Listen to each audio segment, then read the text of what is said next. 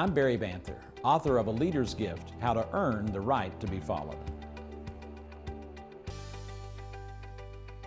In my own transformation as a leader, and in developing my leadership consulting practice, and eventually what has become A Leader's Gift, one of the great discoveries was that this was a better way to parent, a better way to be a father. And I discovered this when my oldest son, David, was dual enrolled in high school and college.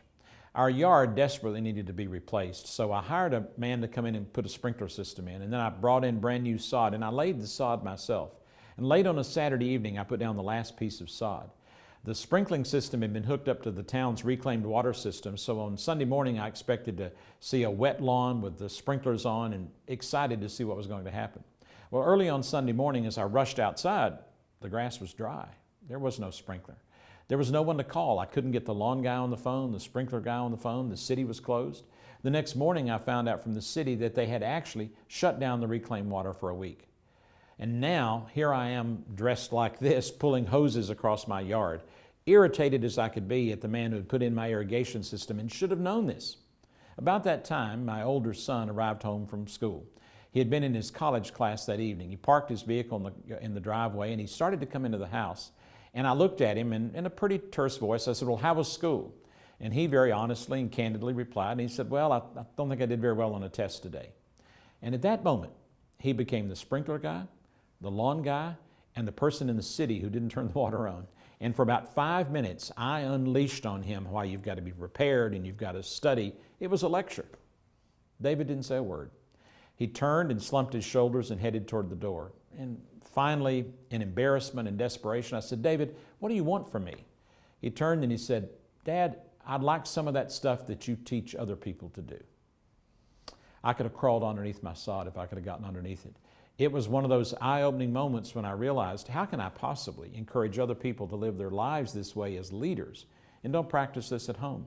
And so I began to take a turn with both my older son and my younger son, that their life was not mine to determine, but if I was open to them, to help them discover what they're good at, if I spent time with them, if I listened to them, if I encouraged them, if I modeled for them showing this appreciation, then they'd be able to grab a hold of that, and that would help them develop their lives.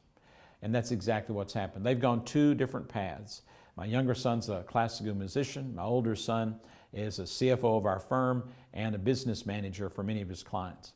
But the one thing that I'm most pleased about is that our relationship has been rooted not in what I thought was best for their lives, but it's been rooted in what they've been able to discover. Now, we're not finished in this experiment.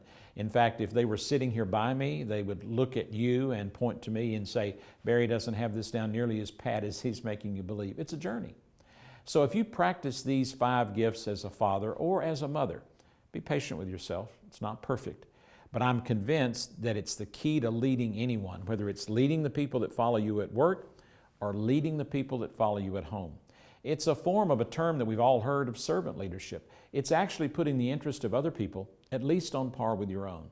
Amazing thing happens when we do this. People begin to return to us not with resentment and rejection of our ideas, but they in turn begin to listen.